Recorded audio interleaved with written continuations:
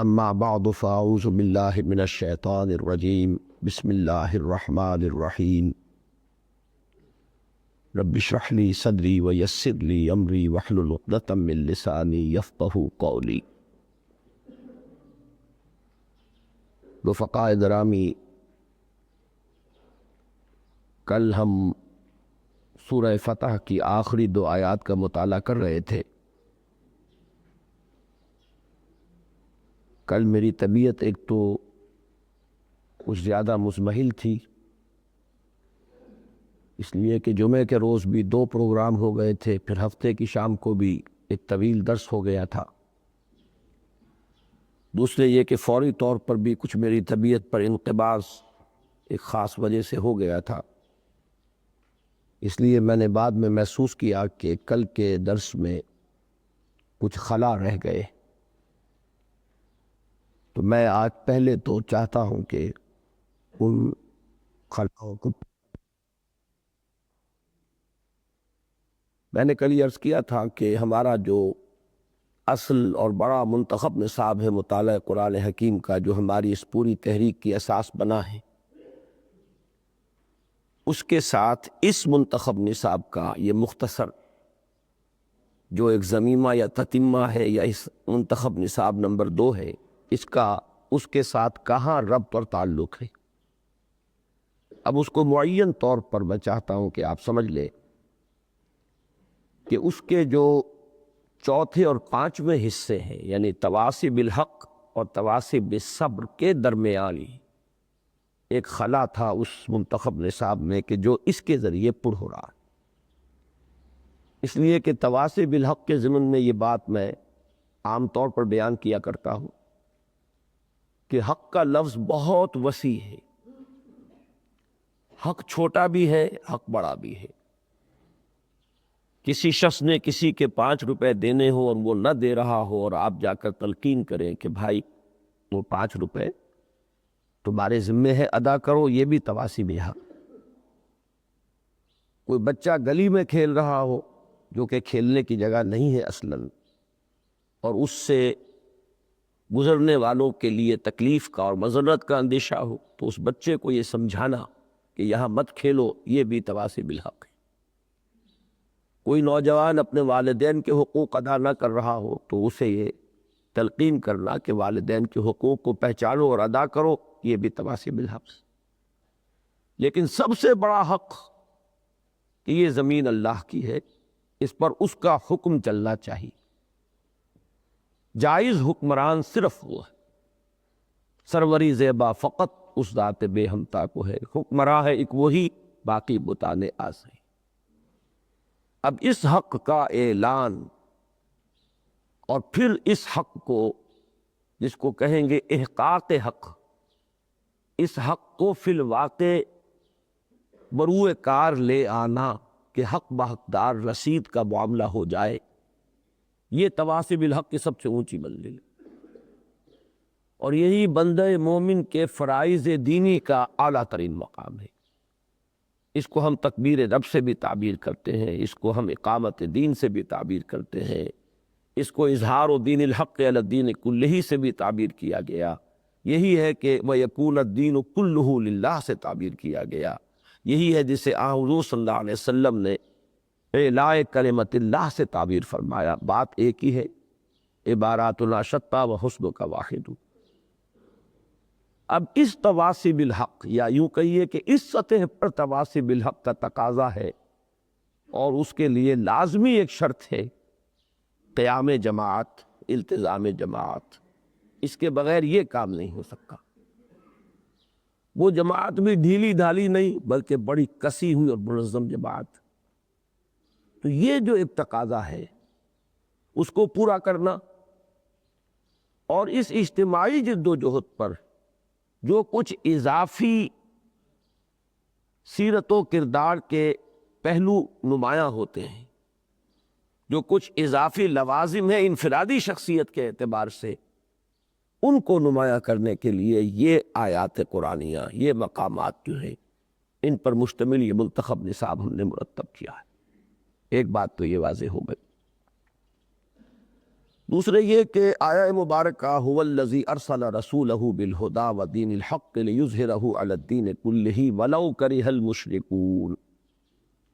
اس پر سیر حاصل گفتگو ہمارے دروس میں بھی ہو جاتی ہے سورہ صف کے حوالے سے، اور اس پر میری تحریر بھی موجود ہے. فلہ الحمد، اللہ کا شکر ہے کہ ایک بہت ہی مناسب موقع پر اللہ تعالیٰ نے اس تحریر کی مجھے توفیق دے دی. یہ آیت بعین ہی انہی الفاظ کے ساتھ سورہ توبہ میں بھی آئی ہے، البتہ یہاں اس میں فرق ہے وَكَفَى بِاللَّهِ شَهِيدًا، بجائے لَوْ كَرِهَ الْمُشْرِكُونَ کے وَكَفَى بِاللَّهِ شَهِيدًا. اس سے ایک اضافی بات سامنے آ گئی کہ وہ جو میں کل بھی بیان کر چکا ہوں کہ لِيُظْهِرَهُ میں ضمیر فاعلی اور ضمیر مفعولی کے جتنے ممکن مراجع ہو سکتے ہیں ان سب کو سامنے رکھنے کے باوجود مراد اور معنی میں کوئی فرق واقع نہیں ہوتا.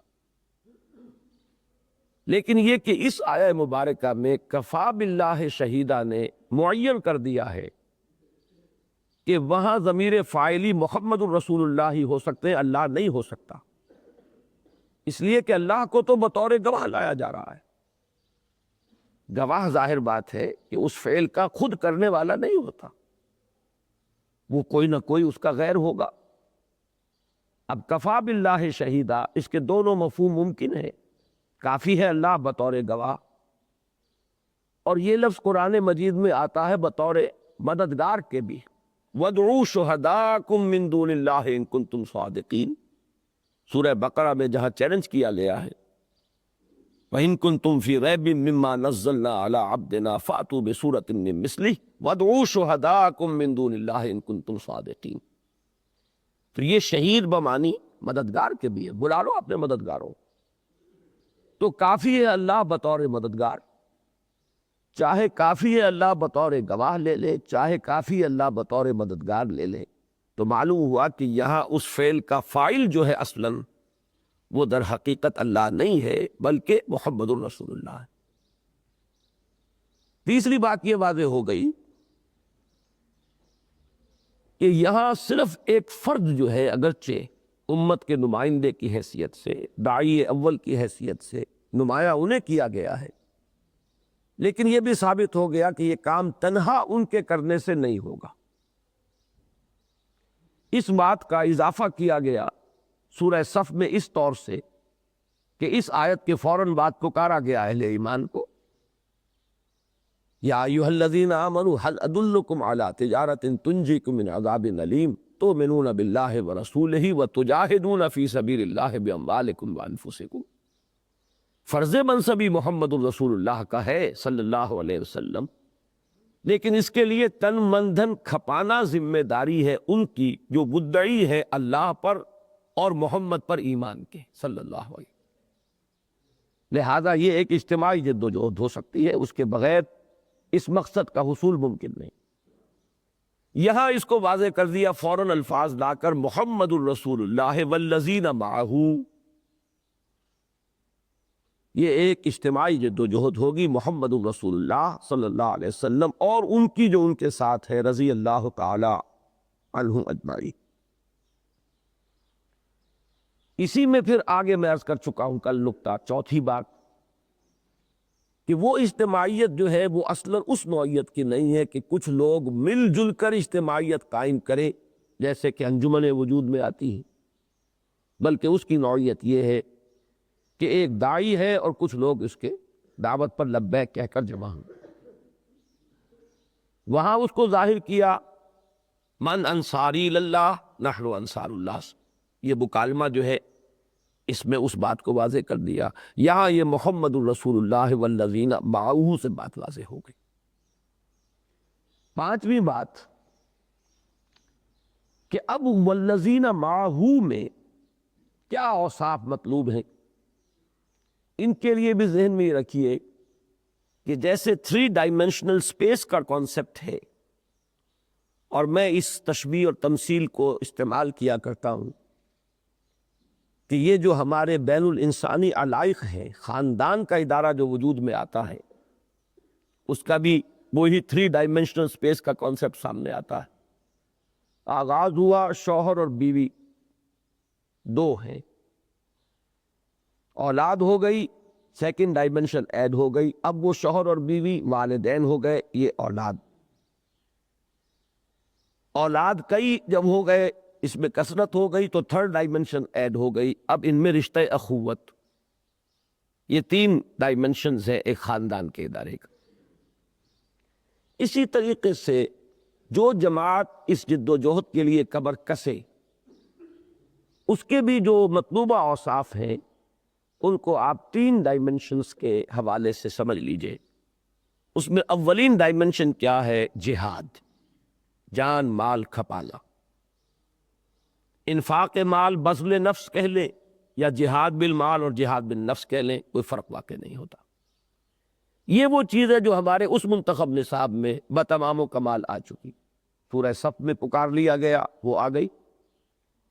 پھر یہ کہ سورہ توبہ میں اس آیہ مبارکہ سے کچھ ہی پہلے وہ آیت آ گئی، قُلْ إِنْ كَانَ آبَاؤُكُمْ وَأَبْنَاؤُكُمْ وَإِخْوَانُكُمْ وَأَزْوَاجُكُمْ وَعَشِيرَتُكُمْ وَأَمْوَالٌ اقْتَرَفْتُمُوهَا وَتِجَارَةٌ تَخْشَوْنَ كَسَادَهَا وَمَسَاكِنُ تَرْضَوْنَهَا أَحَبَّ إِلَيْكُم مِّنَ اللَّهِ وَرَسُولِهِ وَجِهَادٍ فِي سَبِيلِهِ فَتَرَبَّصُوا حَتَّى يَأْتِيَ اللَّهُ بِأَمْرِهِ وَاللَّهُ لَا يَهْدِي الْقَوْمَ الْفَاسِقِينَ۔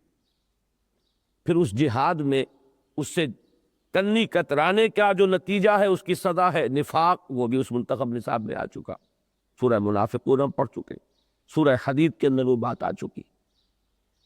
اس جہاد کے لیے ابتدائی طریقہ کار کیا ہے کہ اس کا آلہ ہے قرآن مجید، اور اساسی منہاج یہی ہے، یتلو علیہم آیاتہ ویزکیہم ویعلمہم الکتاب والحکمہ، یہ سورہ جمعہ میں آ چکا۔ پھر اس جہاد میں صبر اور مصابرت کی ضرورت پیش آتی ہے، اس پر پورا ہمارا منتخب نصاب کا حصہ نمبر 5 ہے۔ تو ایک ڈائمنشن تو وہاں بتمام و کمال زیر بحث آ چکی۔ دوسری ڈائمنشن کیا ہے کہ ویسے تو عام اخلاقی سطح پر، معاشرتی سطح پر، سماجی سطح پر اور دین کے اصل خلاصے اور لب لباب کی حیثیت سے وہ دو چیزیں بھی ہمارے منتخب نصاب میں آ چکی ہیں۔ مسلمانوں کا باہمی رشتہ اخوت سورہ حجرات میں آ چکا ہے، انما المؤمنون اخوۃ فاصلحوا بین اخویکم واتقوا اللہ۔ اسی طرح اللہ تعالیٰ کے ساتھ ایک تعلق جو ایمان کا لازمی تقاضا ہے، اور اس کے لیے خاص طور پر نماز کی اہمیت یہ بھی آ چکی ہے۔ اس میں سورہ مومنون کی ابتدائی 11 آیات میں آ چکا، سورہ معارج کی آیات میں آ چکا، سورہ بقرہ کی جو آیات ہیں 19ویں رکوع کی اس میں آ چکا، وَاسْتَعِینُوا بِالصَّبْرِ وَالصَّلَاةِ، تو اصلاً ان کا بھی ذکر ہو چکا ہے۔ لیکن یہ کہ ان دونوں ڈائمنشنز میں، یعنی ایک تعلق ہے اپنے ساتھیوں سے، ہم مقصد ساتھیوں سے، ایک تعلق ہے اللہ سے جس کے لیے یہ کام کر رہے ہیں، ان کی ایک اضافی شان ہے کہ جو اس سطح پر آ کر نمایاں ہونی چاہیے۔ چنانچہ ان دو اضافی شانوں کے لیے یہ مقامات جو ہیں ہم نے اس منتخب نصاب میں شامل کیے۔ وہ دو ڈائمنشنز ہیں جو اس ایک آیت میں بڑی خوبصورتی سے آئیں۔ محمد الرسول اللہ والذین معہ اشداء علی الکفار رحماء بینہم، اصل میں تو یہاں رحماء بینہم بیان کرنا مقصود ہے، لیکن تعرف الاشیاء بازدادہا، کوئی بھی شے ہو اس کو اس کے ضد اور اس کے اینٹونیم کے حوالے سے زیادہ سمجھا جا سکتا ہے۔ نمبر 2 یہ کہ عام اسلوب ہے، نفی پہلے ہوتا ہے، اس بات بعد میں، تو اشداء علی الکفار رحماء بینہم۔ اب اس میں وقت کی کمی کی وجہ سے اگر میں اس کو پھیلاؤں اور ایک واعظانہ انداز اختیار کروں تو واقعات یہاں آنے چاہیے۔ حضرت ابو بکر کا وہ قول جو عبد الرحمن سے کہا انہوں نے اپنے بیٹے سے، جس طریقے سے کہ ماموں اور بھانجا اور چچا اور بھتیجا اور دو سگے بھائی اور باپ اور بیٹا ایک دوسرے کے مقابل تھے غزوہ بدر میں، سب رشتے کٹ گئے رشتے ایمانی کے مقابلے میں۔ اگر یہ نہ ہو تو یہ جد و جہد اگلا قدم اٹھا ہی نہیں سکتے۔ حدیث نبوی جس میں کہ انسان کی محبت اور نفرت کا معیار واحد صرف اللہ رہ جائے. من احب للہ وابغض للہ واعطى للہ ومنع للہ فقد استکمل الایمان. جس نے محبت کی تو صرف اللہ کے لیے تھی، کسی سے بغض و عداوت رکھی تو صرف اللہ کے لیے رکھا، کسی کو کچھ دیا تو صرف اللہ کے لیے دیا، کسی سے کچھ روکا تو صرف اللہ کے لیے روکا. اس نے اپنے ایمان کی تکمیل کی. اب یہ تمام چیزیں جو ہے یہ ہمارے دروس میں خطابات میں تفصیلاً آتی رہی ہیں، میں صرف حوالہ دے رہا ہوں. اس کو ایک اب سیکنڈ ڈائمنشن سمجھیے کہ اس اجتماعی جد و جہد میں آ کر وہ صرف رشتہ اخوت نہیں بلکہ رشتہ رفاقت کی شکل اختیار کر. اور میں کل اب اس کو بیان کر چکا ہوں کہ رفیق کے لفظ کی اصل حقیقت کیا ہے. رفق، نرمی، جس کو اقبال نے کہا ہے ہو حلقہ یاراں تو بریشم کی طرح نرم. یہ نرمی جو ہے یہ ہے اصل شے. لہذا یہ در حقیقت یعنی اس سطح پر جو کیفیت مطلوب ہے اس کے اظہار کے لیے، اس کو ظاہر کرنے کے لیے یہ لفظ بلکہ اخوت کے لفظ سے بھی زیادہ مناسب ہے. رحماء بینہم. اب تیسری ڈائمنشن لیجئے، تراہم رکعا سجدا یبتغون فضلا من اللہ ورضوان. تو دیکھتا ہے ان کو یا تو دیکھے گا ان کو. ترا فعل مضارع ہے، حال اور مستقبل دونوں اس کے اندر کور ہو جاتے ہیں. صحابہ کرام کا یہ نقشہ بالفعل تھا، ہر دیکھنے والا بچشم سر دیکھ رہا تھا. اور آئندہ بھی یہ جد و جہد کامیاب نہیں ہوگی کبھی جب تک کہ اس کا ایک عکس جو ہے ان لوگوں کے اندر موجود نہ ہو کہ جو اس کام کا بیڑا اٹھائیں اور اس کا دائیا لے کر اٹھیں. تو دیکھتا ہے ان کو یا تو دیکھے گا ان کو سجدہ کرتے ہوئے، رکوع کرتے ہوئے، اپنے رب کے فضل کو تلاش کرتے ہوئے اور اس کی رضا کی تلاش میں، اس کی رضا کے جویا. یہ ہے وہ تھرڈ ڈائمنشن، تعلق مع اللہ. اس لیے کہ ہر کام کا ایک محرک ہوتا ہے. اس کام کا محرک واحد اگر اللہ کی رضا نہیں ہے تو اب یہ پولیوٹ ہو گیا، اب اس میں ملاوٹ ہو گئی. اس کو ایک اعتبار سے ہم شرک سے بھی تعبیر کریں، اس لیے کہ خلوص و اخلاص توحید کا لازمی تقاضا، اور ریا و سمعہ یہ شرک ہے، شرک خفی ہے. لیکن شرک خفی شرک تو ہے. من صلی یرائی فقد اشرک ومن صام یرائی فقد اشرک ومن تصدق یرائی فقد اشرک.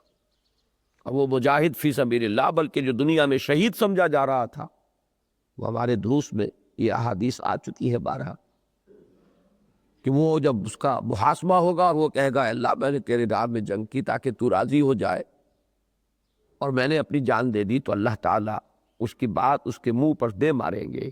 انک قد قاتلت لأن یقال جریء. تو نے وہ جنگ کی تھی اس لیے کہ کہا جائے کہ بڑا جری ہے، بڑا جی دار آدمی ہے، دیکھو کیسے لڑ رہا ہے. وقد قیلا، وہ کہا جا چکا، تمہاری مراد مل چکی، اب یہاں کچھ نہیں ہے.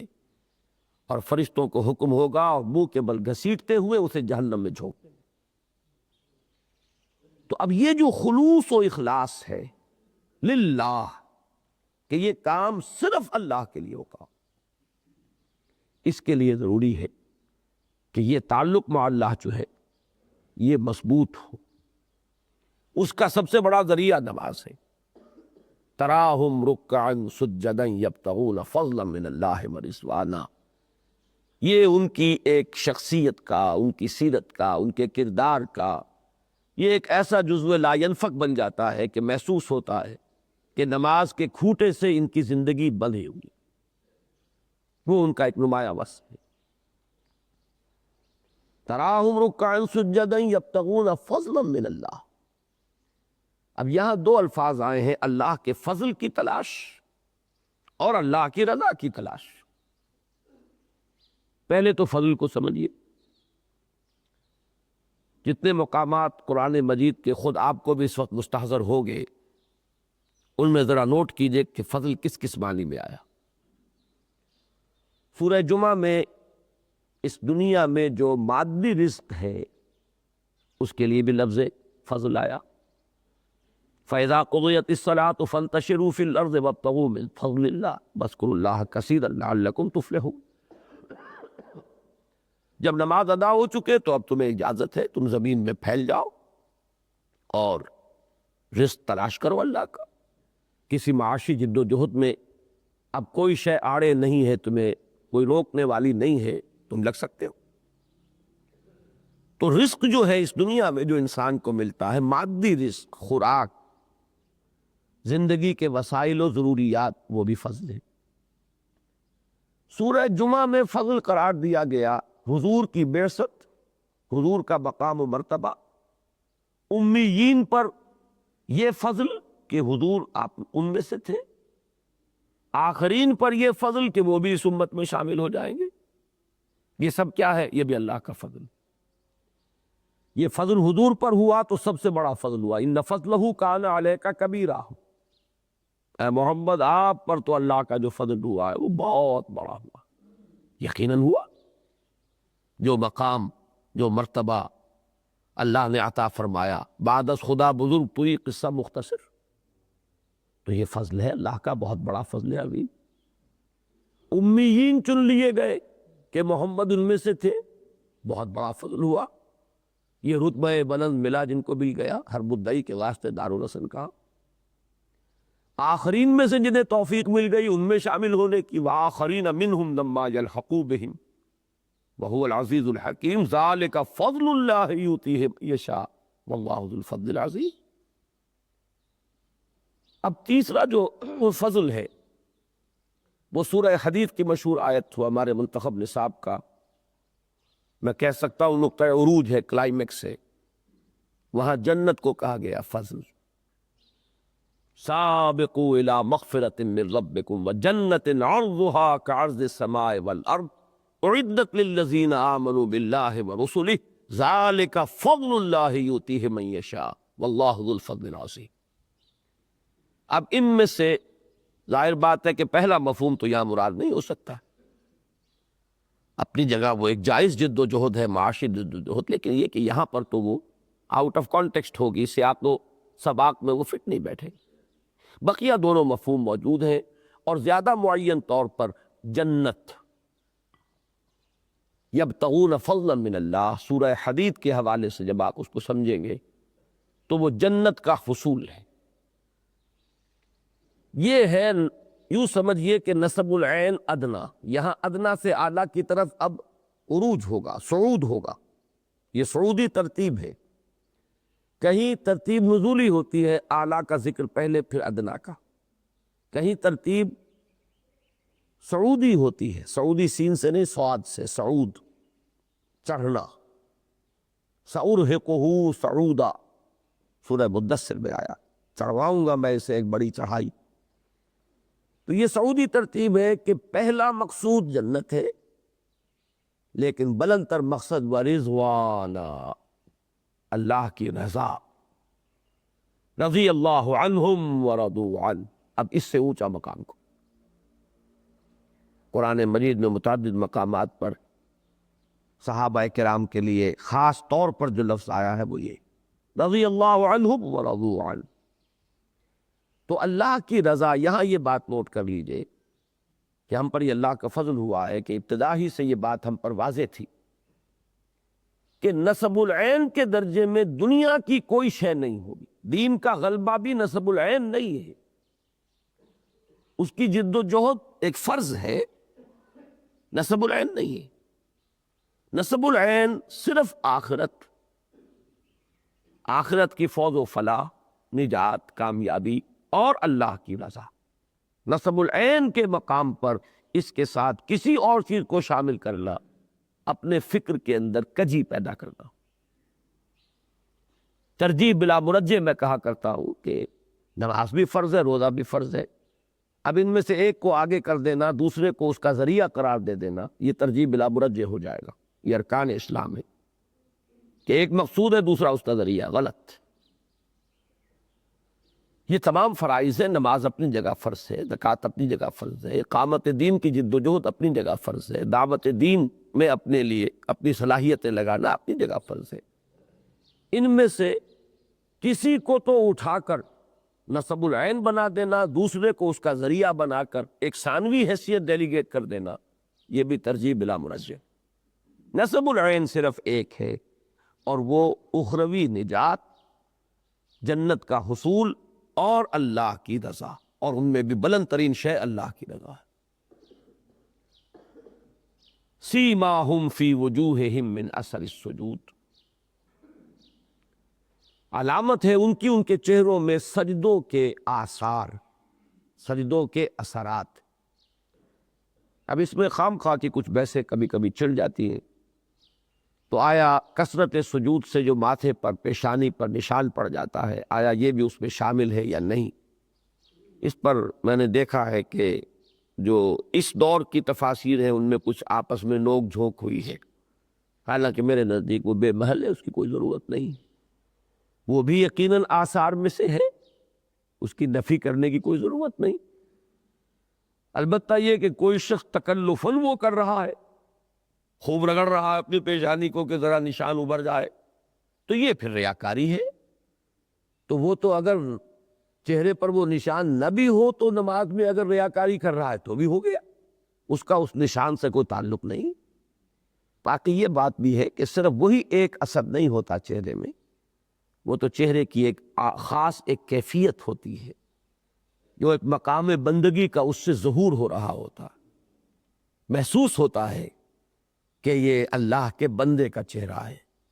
اس کے آثار جو ہے وہ کوئی معین نشان جو ہے اس تک وہ محدود نہیں ہے، لیکن اس معین نشان کو اس سے زبردستی خارج کرنے کی بھی ضرورت نہیں۔ اس کو یوں سمجھیے کہ اس کو اپنی اصل پر، اپنی وسعت پر برقرار رکھا جائے، کہ وہ ان کے چہرے جو ہے غمازی کر رہے ہوں گے۔ مجھے یاد آیا وہ جو شکوہ مشہور نظم ہے کہ کیا قیامت ہے کہ خود پھول ہے غماز چمن، لے گئی بوئے چمن بیرون چمن راز چمن، کیا قیامت ہے کہ خود پھول ہے غماز چمن۔ تو یہ چہرہ جو ہے index of the face is the index of mind, چہرہ انسان کے باطنی شخصیت کا ایک عکس لیے ہوئے ہوتا ہے۔ سیماہم فی وجوہہم من اثر السجود، ان کے چہروں میں سجدوں کے آثار جو ہے حویدہ ہوں گے، نمایاں ہوں گے۔ ذالک مثلہم فی التوراۃ ومثلہم فی الانجیل، یہ ہے ان کی تمثیل، ان کی مثال تورات میں اور ان کی مثال انجیل میں۔ یہاں ذرا وہ ایک ہے معاملہ ترکیب کا، جیسے میں نے عرض کیا تھا کہ محمد الرسول اللہ والذین معہ، وہاں تو ترکیب نحوی کا فرق پڑتا ہے کہ آیا محمد الرسول اللہ کو مرکب توصیفی مان کر معطوف علیہ قرار دیا جائے والذین معہ کا، اور دونوں کو جمع کر کے اور مبتدا مانا جائے، یا یہ کہ محمد الرسول اللہ پورا جملہ اسمیہ ہو مبتدا و خبر سمیت، اور آگے استیناف مانا جائے کہ نیا جملہ شروع ہو رہا ہے والذین معہ سے۔ یہاں جو ہے تلاوت ہی کے اندر ایک فرق واقع ہو جاتا ہے، اور جیسے کہ یہ 3 نقطے لگے ہوئے ہیں تورات کے بعد بھی اور انجیل کے بعد بھی، اسے معانقہ کہتے ہیں قرآن مجید کی اصطلاح میں، کہ جہاں یہ مقامات آتے ہیں، غالباً 14 مقامات ہیں قرآن کے، یہ واللہ عالم، صحیح عدد میرے ذہن میں اس وقت نہیں ہے، تو ان پر یہ بھی ہو سکتا ہے کہ تورات پر رک جائیں، اور وَمَثَلُهُمْ فِي الْإِنْجِيلِ كَزَرْعٍ أَخْرَجَ شَطْأَهُ فَآزَرَهُ، اس کو اس کے ساتھ جوڑا جائے۔ اور یہ بھی ہو سکتا ہے کہ ذَلِكَ مَثَلُهُمْ فِي التَّوْرَاةِ وَمَثَلُهُمْ فِي الْإِنْجِيلِ، اس کو جوڑا جائے، اور كَزَرْعٍ أَخْرَجَ شَطْأَهُ فَآزَرَهُ یہاں سے استیناف مانا جائے، نیا جملہ شروع کیا جائے۔ یعنی یہ 2 جگہ پر جو ہوں گے نقطے 3 اس کا مطلب کیا ہوتا ہے کہ ان کے مابین جو عبارت ہے وہ سابق سے بھی جڑ سکتی ہے اور اس کے بعد سے نیا جملہ شروع ہو جائے گا، اور یہ بھی ہو سکتی ہے کہ وہ جو لاحق آ رہا ہے بعد میں اس کے ساتھ جڑے، اور اس سے پہلے جو ہے سابق جملہ ختم ہو جائے. یہ سورہ بقرہ کے بالکل شروع میں ہے. ذالک الکتاب لا ریب فیہ، ذالک الکتاب و لا ریب فیہ، یہ دونوں ہو سکتے ہیں. بلکہ نہیں، اس سے ہے فیہ ھدی للمتقین. اب فیہ کو یا تو جوڑیں گے لا ریب فیہ یا فیہ ھدی للمتقین، یہ دو ہیں اصل میں. تو وہ وہاں بھی مثال ہے اور یہاں بھی مثال موجود ہے. اگر ہم اس کو یوں لے کہ تورات پر آ کر رک جائیں، ذالک مثلہم فی التوراۃ، معلوم ہوا کہ یہ جو مثال اوپر بیان ہوئی کہ ان کے چہرے دمکتے ہوئے ہوں گے نور بندگی سے، سجدوں کے آثار ان کے چہروں میں نمایاں ہوں گے، یہ کہیں صحابہ کرام کی علامات میں سے تورات میں آیا ہوگا. اور اگلا جڑ جائے گا وَمَثَلُهُمْ فِي الْإِنْجِيلِ كَزَرْعٍ أَخْرَجَ شَطْأَهُ فَآزَرَهُ فَاسْتَغْلَظَ فَاسْتَوَىٰ عَلَىٰ سُوقِهِ. اور ان کی مثال انجیل میں یہ دی گئی تھی، ان کی یہ علامت انجیل میں بیان کی گئی تھی. مفہوم یہ ہو جائے گا. اور اگر یہ ہو ذَلِكَ مَثَلُهُمْ فِي التَّوْرَاةِ وَمَثَلُهُمْ فِي الْإِنْجِيلِ، تو ان دونوں کے بارے میں یہ کہا جائے گا کہ یہ علامت کہ ان کے چہروں میں سجدوں کے آثار حویدہ ہوں گے، یہ تورات میں بھی مذکور ہے، انجیل میں بھی مذکور ہے. اور آگے جو بات شروع ہوگی وہ مستقبل کی ایک پیشین گوئی ہے کہ اب یہ کھیتی کیسے اپجے گی، کیسے پروان چڑھے گی، کیسے اب اس کے اندر ترقی ہوگی. یہ گویا کہ اس کے لیے ایک پیشین گوئی ہے. بہرحال یہ دونوں امکانات بالکل مساوی ہیں اور اس میں نتیجے کے اعتبار سے کوئی فرق واقع نہیں ہوتا. مجھے زیادہ جو انشراح صدر ہے وہ اس پر ہے کہ انجیل پر آ کر رکا جائے. ذالک مثلہم فی التوراۃ ومثلہم فی الانجیل، اور آگے جو ہے یہ ایک پیشین گوئی ہے. اس لیے کہ القرآن یفسر بعضہ بعضا، اس کے ایک نظیر جو ہے اور اس کا ایک تعلق معنوی جڑتا ہے سورہ نور کے اس وعدے سے لَيَسْتَخْلِفَنَّهُمْ فِي الْأَرْضِ كَمَا اسْتَخْلَفَ الَّذِينَ مِن قَبْلِهِمْ، اور ہمارے اس منتخب نصاب میں وہ بھی آئے گیا، وہ بھی مقام آئے گا. بہرحال جہاں تک نتیجے کا ہے معاملہ ہے اس میں کوئی فرق واقع نہیں ہوتا. تو ایک تو یہ بات نوٹ کر لیجئے کہ یہ علامات صحابہ کرام کی یہ موجود تھیں، بلکہ ہمارے پاس ایسے واقعات مستند تاریخی ہیں کہ نہ صرف بحیثیت مجموعی بلکہ یہ کہ کچھ اہم افراد کے حلیے تک بھی کہیں اہل کتاب کے ہاں موجود تھے. چنانچہ بیت المقدس کے فتح کے موقع پر جو کہ حضرت عمر فاروق رضی اللہ تعالیٰ عنہ کے ساتھ معاملہ ہوا ہے، اس سے تو اندازہ ہوتا ہے، یہاں تک آتا ہے کہ انہوں نے اپنی کتابیں ہاتھ میں لی ہوئی تھی اور ان آثار کو دیکھ رہے تھے حضرت عمر کی شخصیت کے اندر، اور ان دروازے کھول دیے. بہرحال حضور صلی اللہ علیہ وسلم اور آپ کے صحابہ کا ذکر جو ہے وہ سابقہ کتابوں میں ہے، اور ان کے لیے یہ ان کی علامات، ان کے یہ آثار، یہ گویا کہ پیشگی طور پر وہاں مندرج تھے. اب آئیے آگے کے بارے میں، یا اس وقت جو کھیتی اپج رہی تھی بالفعل، اس کا کیا نقشہ کھینچا ہے. كَزَرْعٍ أَخْرَجَ شَطْأَهُ فَآزَرَهُ فَاسْتَغْلَظَ فَاسْتَوَىٰ عَلَىٰ سُوقِهِ، مانند ایک کھیتی کے پہلے وہ اپنی سوئی نکالتی ہے، پھر وہ اس کو سہارا دیتی ہے، پھر گدراتی ہے. گدرانا موٹا ہونا، فاستغلظ. غلظت کا لفظ آتا ہے بے زبان میں کسی شے کے گاڑھے ہونے کے لیے. دل سخت ہو تو اس کو بھی غلظہ کہا گیا. وَلْيَجِدُوا فِيكُمْ غِلظَةً، نرمی نہ اختیار کرو، بلکہ چاہیے کہ یہ کفار و منافقین تمہارے اندر سختی محسوس کریں.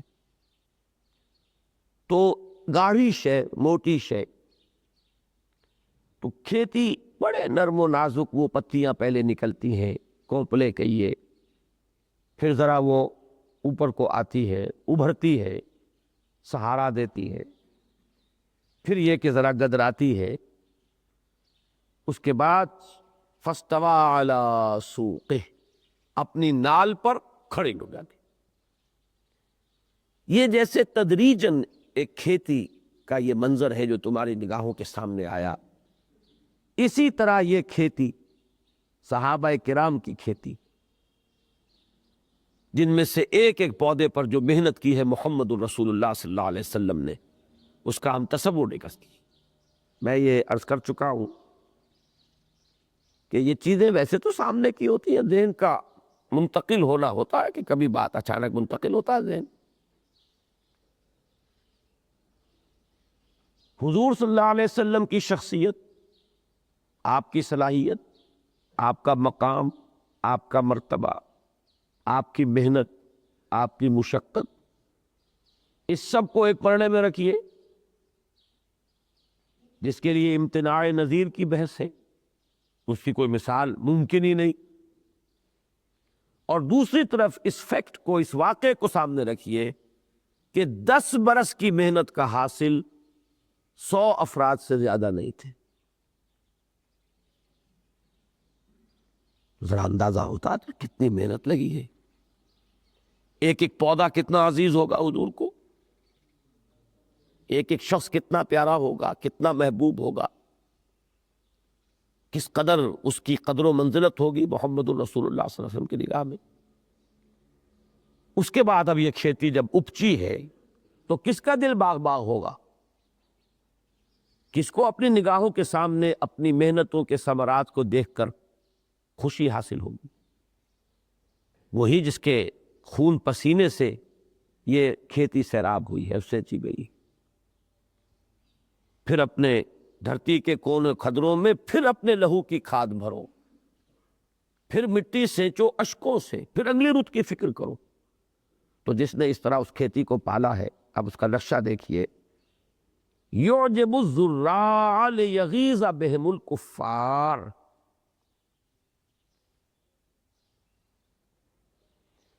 وہ بڑی اچھی لگتی ہے، بھلی لگتی ہے، خوش کرتی ہے کاشتکار کو، جس نے محنتیں کی تھی، جس نے ہل چلائے تھے، جس نے سینچا تھا، جس نے جاگ کر راتوں کو پانی دیا تھا۔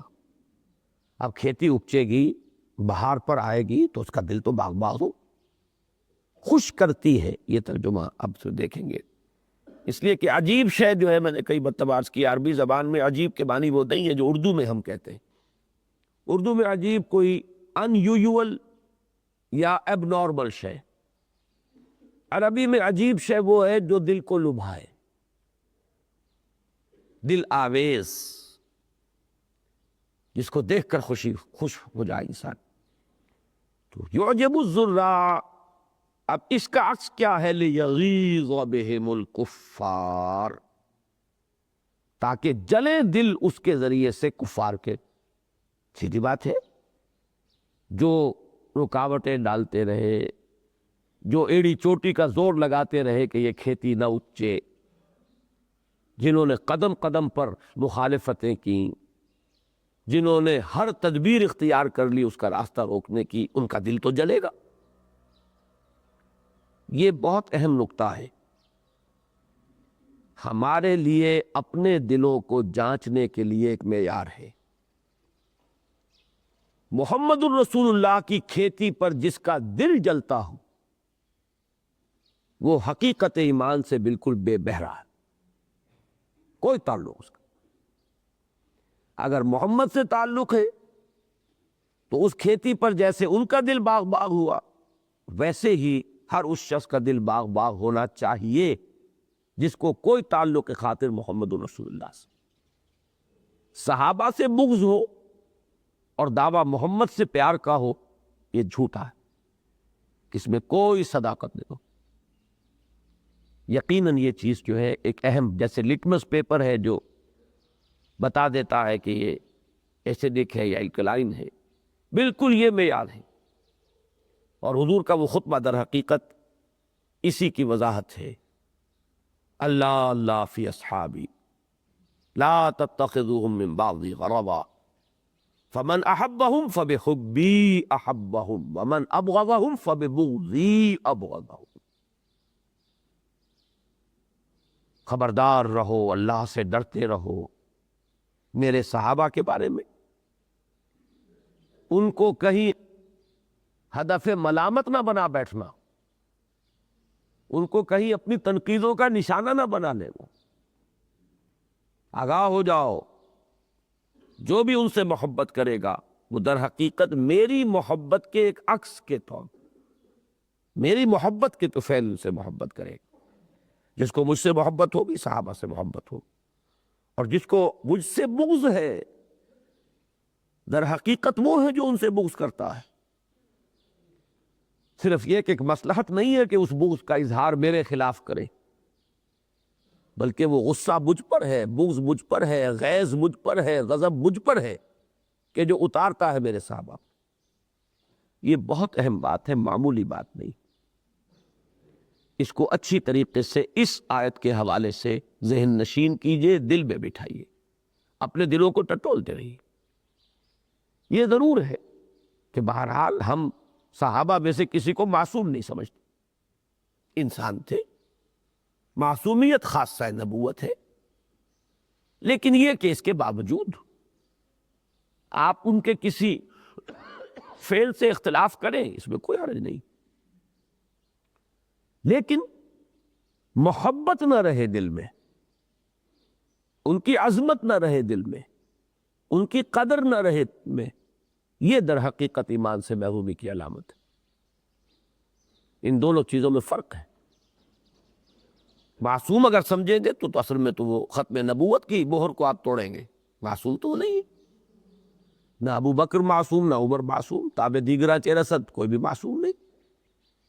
ابو بکر نے خود یہ کہا کہ اگر میں سیدھا چلوں تو تم پر میری اطاعت فرض ہے، اور اگر میں ٹیڑھا ہونے لگوں تو تم پر لازم ہے کہ مجھے سیدھا کرو. یہی بس فرق واقع ہو گیا. ظاہر بات ہے کہ محمد الرسول اللہ کی یہ شان نہیں تھی کہ انہیں لوگ سیدھا کریں. وہاں معاملہ یک طرفہ تھا، وہ لوگوں کو سیدھا کرنے آئے تھے، لیکن وہ معصومیت ختم ہوئی. اب وہ شان کسی کی نہیں ہے. اگر وہ دوسروں کو سیدھا کر سکتے ہیں تو ضرورت پیش آ سکتی ہے کہ کسی وقت لوگ انہیں سیدھا کریں. اس اعتبار سے تو گر حفظ مراتب نہ کنی زندگی، اگر اس فرق کو ملحوظ نہیں رکھیں گے تب بھی گمراہی ہو جائے گی. لیکن محبت، عظمت، تعظیم، قدر و منزلت نگاہوں میں ہونا، یہ عین لازمہ ایمان ہے. كَزَرْعٍ أَخْرَجَ شَطْأَهُ فَآزَرَهُ فَاسْتَغْلَظَ فَاسْتَوَىٰ عَلَىٰ سُوقِهِ يُعْجِبُ الزُّرَّاعَ لِيَغِيظَ بِهِمُ الْكُفَّارَ. وعد الله الذين آمنوا وعملوا الصالحات منهم مغفرة وأجرا عظيما. اللہ نے وعدہ کیا ہے، یہی وعدہ جیسا کہ میں عرض کر رہا ہوں کہ سورہ نور میں اس سے زیادہ گاہری شکل میں آیا ہے، لَيَسْتَخْلِفَنَّهُمْ فِي الْأَرْضِ. یہاں جو ہے اس دنیاوی وعدے کا ذکر ابھی نہیں ہو رہا، یہاں اخروی وعدے کا ذکر ہو رہا ہے جو اصل نصب العین ہے. اصل بنیاد یہ ہے، دنیا میں صحابہ کے ساتھ تو وعدہ تھا، قطعی تھا، وہ پورا ہوا، لیکن دنیا میں کسی اور جماعت کے ساتھ یہ وعدہ حتمی اور یقینی نہیں ہے کہ لازماً غالب کر دیے جائیں گے. یہ اللہ کی حکمت میں ہے، کب کس کام کے لیے کوئی وقت معین ہے، کب اس کی حکمت بالغہ کا تقاضا ہوتا ہے، کب تک وہ ڈھیل دینا چاہتا ہے بندوں کو، یہ اس کی اپنی حکمت بالغہ سے طے ہوگا. اس میں تفویض الامر الی اللہ کے سوا کوئی اور چارہ کار نہیں. اور جب نصب العین درست ہو جائے گا تو آپ اس معاملے میں غلطی کا احتمال ختم ہو جائے گا. نصب العین یہ ہے ہی نہیں. یہ بحث آپ کو یاد ہوگا سورہ صف پہ بھی آ جاتی ہے، وَأُخْرَىٰ تُحِبُّونَهَا نَصْرٌ مِّنَ اللَّهِ وَفَتْحٌ قَرِيبٌ. ایک دوسری چیز جو تمہیں پسند ہے، تمہیں بہت محبوب ہے، لو وہ بھی اب حاضر کیے دیتے ہیں. لو یہ وعدہ ہے کہ اب اللہ کی مدد آیا چاہتی ہے اور فتح قریب. لیکن اس کو دیکھیے کیسے لطیف انداز میں تحبونہا، یہ تمہاری ایک فطری خواہش ہے. ہر انسان کی ایک فطری خواہش ہوتی ہے کہ جو محنت میں کر رہا ہوں اس کا نتیجہ میں اپنی نگاہوں کے سامنے دیکھوں. اس درجے میں تمہارے ساتھ یہ وعدہ بھی ہے، لیکن یہ کوئی شے ضروری نہیں۔ تم سے تو مطلوب یہ ہے کہ اپنا سب کچھ لگا دو اور جھونک دو، اپنے خلوص و اخلاص کا ثبوت فراہم کر دو، تم ثابت کر دو کہ تن من دھن اللہ سے زیادہ عزیز نہیں تھے، بس یہ ثابت کرنا، وہی جو ایک میزان، ثبوت دو اس کا کہ قل ان کان آباؤکم وابناؤکم واخوانکم وازواجکم وعشیرتکم واموال اقترفتموها وتجارۃ تخشون کسادها ومساکن ترضونها، یہ احب نہیں ہے اللہ سے اور اس کے رسول سے اور اس کی راہ میں جہاد سے، اس کا ثبوت فراہم کرنا یہ تمہاری کامیابی کے لیے شرط لازم ہے۔ بس تم نے کر دیا، تم کامیاب۔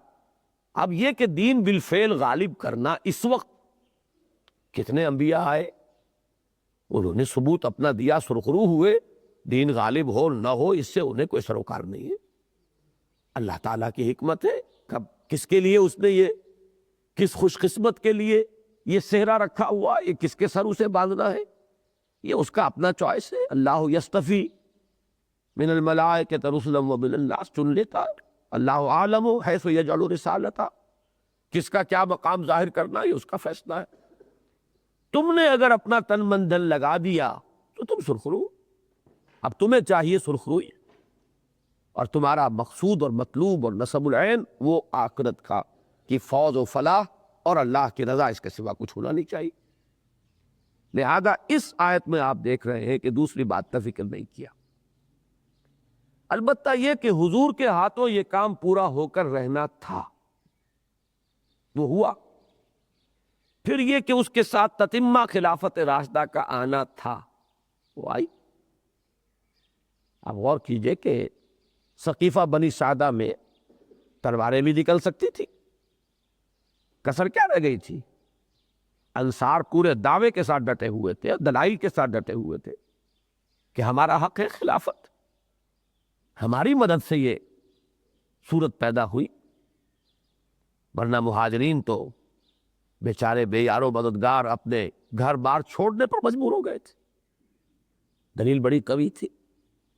اب آپ سوچئے یہ معاملات کتنے سینسٹیو ہوتے ہیں، کس قدر جذباتی ہوتے ہیں، لیکن ایک حدیث حضرت ابوبکر سنا رہے اور بات ختم ہو گئی، تو اس میں مشیت خدا بندی کو دخل ہے، اس کے اندر آپ غور کیجئے تو یقیناً میں نے کل بھی عرض کیا تھا کہ دین کا غلبہ ہوگا تو بالفعل اللہ کے کیے، وہاں رمیت اذ رمیت ولکن اللہ رما فلم تقتلوہ ولکن اللہ قتلہم، اے مسلمانوں تم نے نہیں قتل کیے یہ 72 جو مار لیے تم نے 70 میدان بدر میں، یہ نہ سمجھنا کہ اپنے زور بازو سے اور اپنی طاقت سے تم نے ان کو کھیت کر لیا، بلکہ یہ کہ وہ تو اللہ نے قتل کیا۔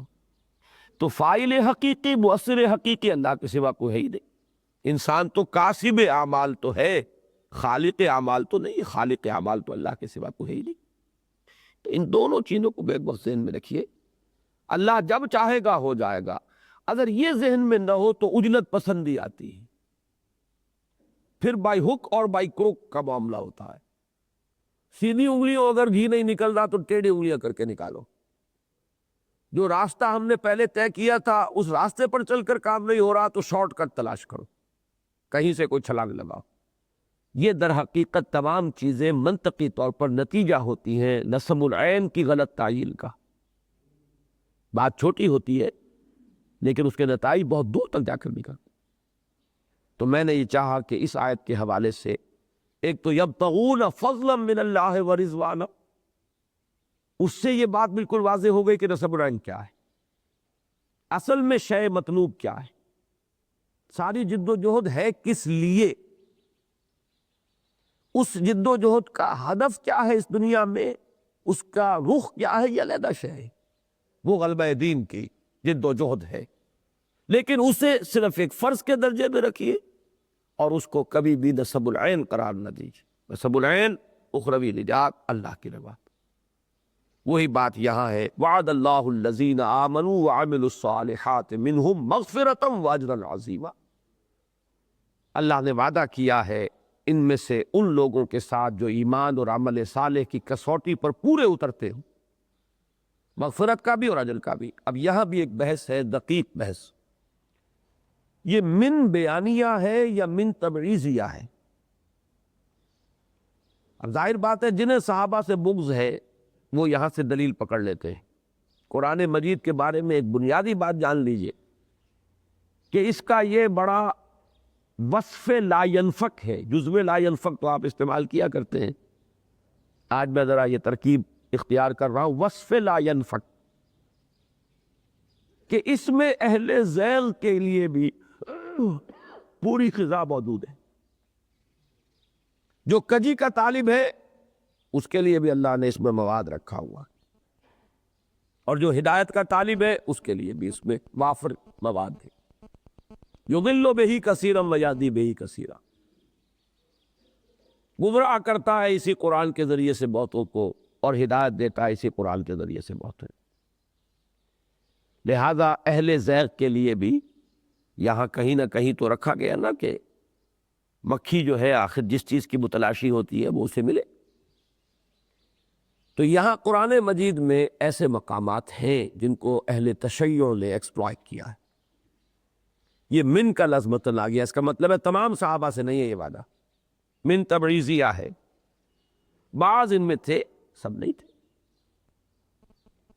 لیکن من بیانیہ بھی ہے جو کسی کے وصف کو ظاہر کرنے کے لیے آتا، یعنی یہ لوگ جن میں یہ وصف ہے ایمان اور عمل صالح، یہ صرف اخبار کہلائے گا، ان کے بارے میں ایک خبر دی جا رہی، ان کے ایک وصف کا بیان ہو رہا ہے۔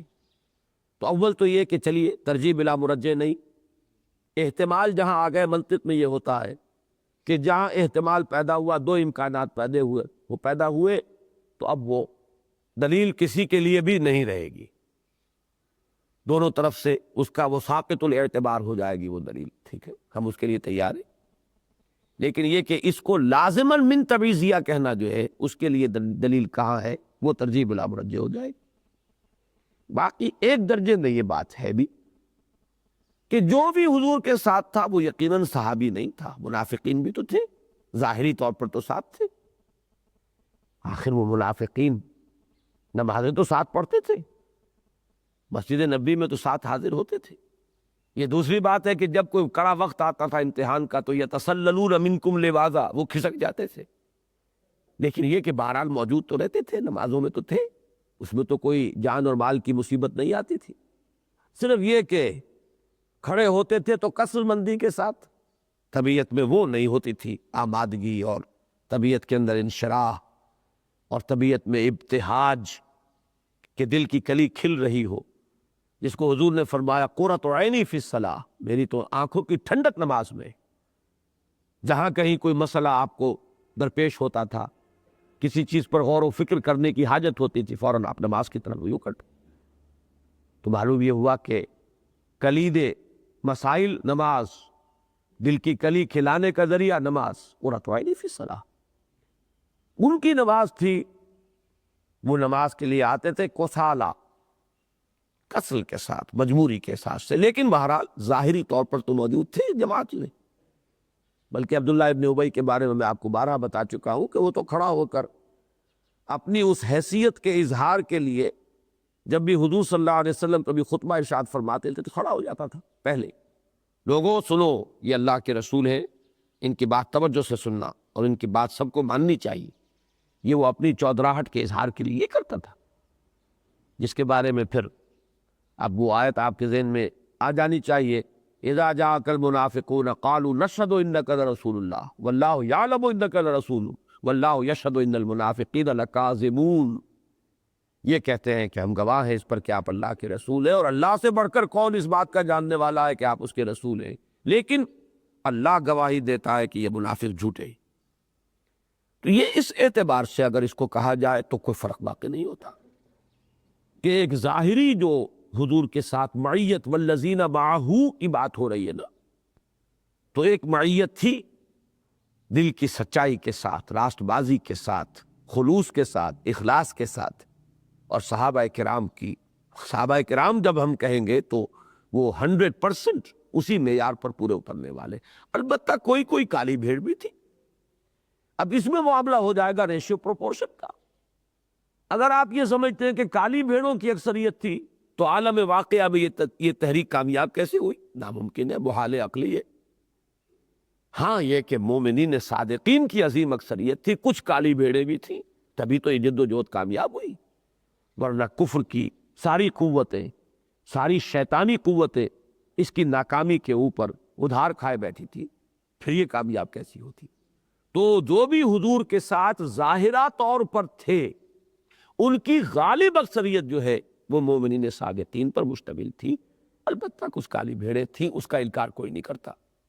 لیکن اس من کے لفظ پر یہاں یوں سمجھیے کہ ہم محاورے میں کہیں گے جہاں انگلی دھرنے کی جگہ ملے وہاں پوری عمارت تعمیر کر دینا، اس کی بنیاد پر اگر یہ کوئی یہ کہے کہ بس چند ہی تھے صاحب ایمان اور مخلص، باقی سب کے سب منافقین تھے، یہ میرے نزدیک بالبداہت غلط ہے، اور سوائے اس کے کہ جو مسلوب التوفیق ہو چکے ہوں، کسی وجہ سے اللہ تعالیٰ کے درگاہ سے وہ راندہ درگاہ قرار پا چکے ہو، سوائے ان کے کوئی شخص اس بات کا نہ قائل ہو سکتا ہے دل میں اور نہ اس کو اعتراف کرنے والا ہوگا تقال سے۔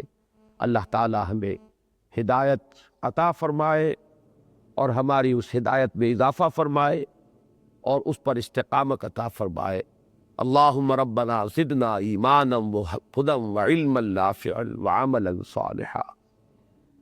اقول قولی ھذا واستغفر اللہ لی ولکم ولسائر المسلمین۔